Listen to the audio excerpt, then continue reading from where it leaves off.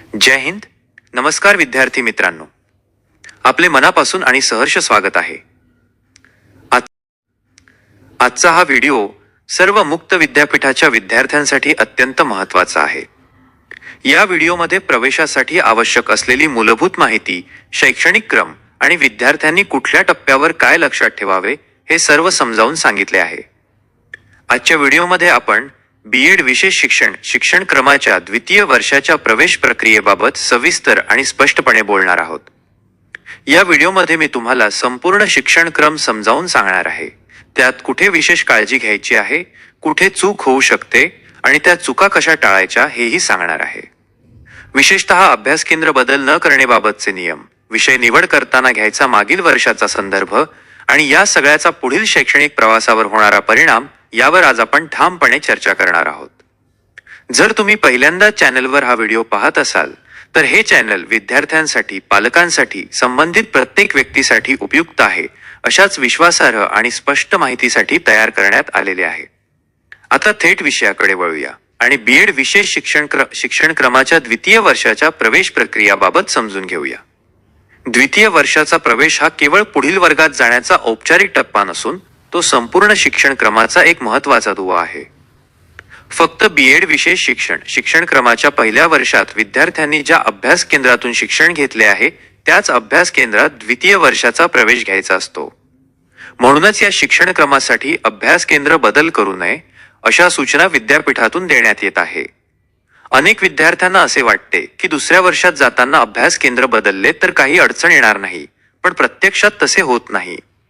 अभ्यास केंद्र बदलल्यास तुमच्या अंतर्गत मूल्यमापन आणि काही वेळा विषय सुसंगती यावर परिणाम होऊ शकतो. हा नियम विद्यार्थ्यांच्या सोयीसाठीच ठेवलेला आहे, हे लक्षात घेणे गरजेचे आहे. आता विषय निवडीबाबत बोलूया, कारण इथेही अनेकदा विद्यार्थी गोंधळ करतात. द्वितीय वर्षासाठी विषय निवड करताना मागील वर्षी निवडलेल्या विषयांचा संदर्भ घेणे अनिवार्य आहे. पहिल्या वर्षात तुम्ही ज्या विषयांची नोंदणी केली होती त्याच विषयांच्या पुढील टप्प्याशी संबंधित विषय दुसऱ्या वर्षात निवडले जातात. म्हणून विषय निवड करताना मागील वर्षाचा संदर्भ घेणे ही केवळ सूचना नसून आवश्यक अट आहे. द्वितीय वर्षाच्या प्रवेश प्रक्रियेत आणखी एक महत्त्वाचा मुद्दा म्हणजे ही प्रक्रिया वेळेत आणि नियमांनुसार पूर्ण करणे. अनेक विद्यार्थी शेवटच्या क्षणापर्यंत थांबतात आणि मग घाईत निर्णय घेतात. घाईत घेतलेले निर्णय अनेकदा चुकीचे ठरतात आणि त्याचा फटका पुढे संपूर्ण वर्षभर बसतो. म्हणूनच प्रक्रिया समजून घेऊन शांतपणे आणि विचारपूर्वक निर्णय घेणं आवश्यक आहे. आता आपण प्रत्यक्ष प्रवेश प्रक्रिया फ्लो समजून घेऊ. तुमच्याकडील मोबाईल, टॅब, डेस्कटॉप किंवा लॅपटॉपमध्ये ब्राउझरमध्ये गुगल सर्च ओपन करा. गुगल सर्चमध्ये ycmou.digitaluniversity.ac ची लिंक सर्च करावी. सर्च रिझल्टमध्ये दिसणाऱ्या लिंकपैकी विद्यापीठाची पहिली अधिकृत वेबसाईटच्या लिंकवर क्लिक करावे. वेबसाईट ओपन झाल्यानंतर स्क्रीनवर दाखविल्याप्रमाणे होमपेजवर उजव्या हाताला दिलेल्या लिंकपैकी क्लिक हिअर ॲडमिशन 2025 ते 26 प्रवेशासाठी येथे क्लिक करा. लिंकवर क्लिक करावे. पुढे येणाऱ्या स्क्रीनवर शैक्षणिक सत्र जुलै 2025 ऑनलाईन प्रवेश अर्ज सादर करण्यासाठी मन येथे क्लिक करा. Academic session July 2025 online application for admission click here या लिंकवर क्लिक करावे. पुढे येणाऱ्या स्क्रीनवर रजिस्टर स्टुडंट या लिंकवर क्लिक करावे. पुढे येणाऱ्या स्क्रीनवर क्लोज या लिंकवर क्लिक करावे. पुढे येणाऱ्या स्क्रीनवर I have my 16 digit enrolment number PRN समोरील चेकबॉक्सला क्लिक करून तुमचा 16 अंकी PRN नमूद करायचा आहे. जर तुमच्याकडे 16 अंकी PRN नसेल तर तो तुम्हाला तुमच्या हॉल तिकीट, मागील वर्षीचा प्रवेश अर्ज यावर उपलब्ध असेल किंवा विद्यापीठ मार्फत तुम्हाला SMS स्वरूपात प्राप्त झाला असेल. तसेच तुम्हाला काही अडचण असेल तर विद्यापीठाने इथे तुम्हाला संपर्क माहिती दिली आहे. फोन नंबर व मेल ID यावर संपर्क करून तुमची अडचण मांडून तुम्ही माहिती घेऊ शकतात. आता इथे सांगितल्याप्रमाणे तुमचा 16 अंकी PRN नमूद करायचा आहे. PRN नमूद झाल्यानंतर प्रोसीड बटनवर क्लिक करावे. पुढे येणाऱ्या स्क्रीनवर तुमचा पासवर्ड नमूद करायचा आहे. पासवर्ड हा तुमची जन्मदिनांक YYMMDD स्वरूपात नमूद करायची आहे. या संदर्भात खाली सूचना दिलेल्या आहे. पासवर्ड नमूद झाल्यानंतर लॉग इन बटनवर क्लिक करावे. आता तुमच्या पुढे स्क्रीनवर तुमची माहिती दिसत असेल. यात PRN व तुमचे नाव दिसेल. काही सूचना असेल ते पण वाचून व समजून घ्या.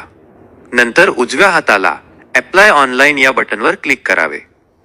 पुढे येणाऱ्या स्क्रीनवर तुमच्या शिक्षणक्रम समोरील अप्लाय या बटनवर क्लिक करावे. पुढे येणाऱ्या पॉपअप स्क्रीन येणार आहे. यात तुम्हाला तुमचे अभ्यास केंद्राबाबत माहिती विचारणार आहे. जसे पहिले मी तुम्हाला सांगितले तसे तुम्हाला तुमचा P21 B.Ed विशेष शिक्षणक्रमाच्या पहिल्या वर्षात विद्यार्थ्यांनी ज्या अभ्यास केंद्रातून शिक्षण घेतले आहे त्याच अभ्यास केंद्रात द्वितीय वर्षाचा प्रवेश घ्यायचा असतो. म्हणूनच या शिक्षणक्रमासाठी अभ्यास केंद्र बदल करू नये अशा सूचना विद्यापीठातून देण्यात येत आहे. तरी स्क्रीनवरील गो टू सेम कॉलेज या बटनवर क्लिक करावे. पुढे येणाऱ्या स्क्रीनवर तुम्हाला विषय निवड करायचे आहे. येणाऱ्या पहिल्या स्क्रीनवर सेमिस्टर 3 साठी विषय निवडा. नंतर येणाऱ्या दुसऱ्या स्क्रीनवर सेमिस्टर 4 साठी विषय निवडा. विषय निवड झाल्यानंतर प्रोसीड बटनवर क्लिक करावे. पुढे येणाऱ्या स्क्रीनवर निवडलेले विषय कन्फर्मेशनसाठी विचारले जातील. बरोबर असेल तर प्रोसीड बटनवर क्लिक करावे. पुढे येणाऱ्या स्क्रीनवर फी डिटेल पेज येणार. फी कॅटेगरी दिसेल व फी डिटेल्स दिसेल. ही माहिती कन्फर्म करून सबमिट बटनवर क्लिक करावे. पुढे येणाऱ्या स्क्रीनवर तुम्हाला डॉक्युमेंट विचारले जातील. खाली स्क्रोल करून सबमिट बटनवर क्लिक करावे. पुढे येणाऱ्या स्क्रीनवर निवडलेले डॉक्युमेंट दाखवले जातील.